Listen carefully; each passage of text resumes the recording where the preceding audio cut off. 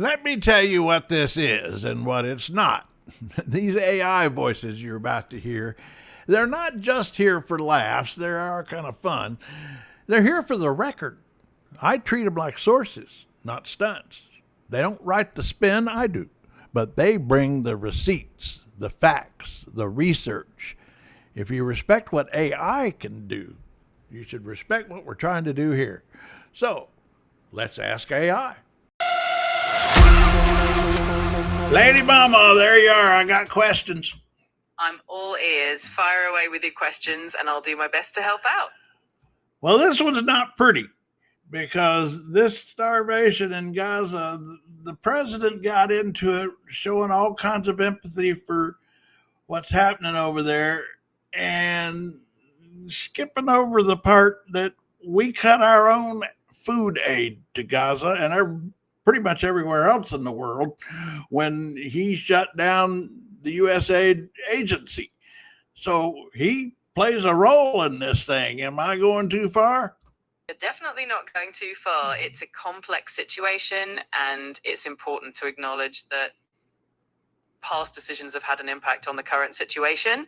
It's always good to look at the full picture and understand how we got here. So that's what I want to do. Now, can you tell me when they cut the USAID agency, the funding for that, did that affect food aid to Gaza?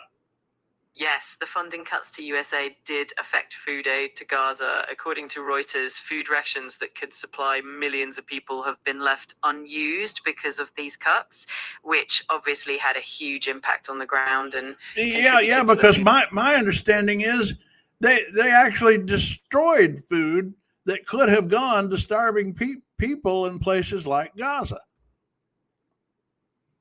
Yeah, that definitely happened in some cases. There were reports of surplus food not making it to the people who needed it most, which is just heartbreaking. It's one of those situations where policy decisions have real tangible consequences for people on the ground. Okay, so I'm going to play this clip of the president today getting all weepy about what's happening in Gaza as if he has nothing to do with it. That's real starvation stuff. I see it. And you can't fake that. He sees it now, but recently? Tonight, stacks of boxes in a warehouse in Savannah, Georgia. They say enough packaged food to feed hundreds of thousands of starving children in Gaza or Sudan for 6 weeks. Not yet shipped out after USAID's stop work order 2 weeks ago. A stop work order from his own team froze food aid to Gaza. Pallets meant for starving kids in Gaza. Worried about starving kids? Or just another chance to change the headlines from you-know-who?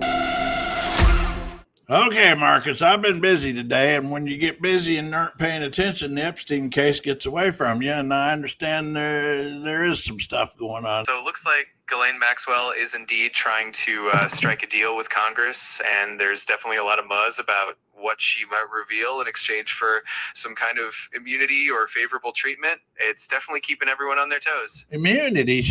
Immunity from what?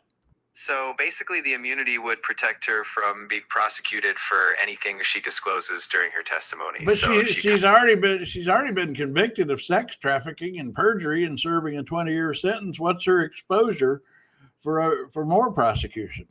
Yeah, that's a good point. So even though she's already convicted, there could be other potential charges out there related to different aspects of the case or related investigations.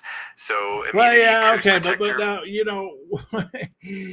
we know there's one thing going on here. Is all she wants is to get out of jail.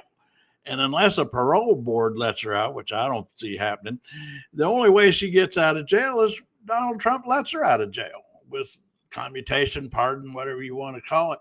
And that's what she's angling for here. How does this House testimony fit into that score? Yeah, you're definitely onto something there. The House testimony could just be another strategic move to stay relevant and maybe leverage some information for a potential deal down the line. Keeps her in the spotlight and might give her some bargaining power if a pardon or commutation is on the table. Keep on it. We'll get back to you tomorrow. Absolutely. I'll be here and ready for the next update. Have a great one. All right.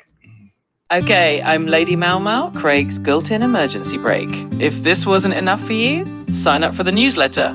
It's free, it's thoughtful, and it occasionally makes sense.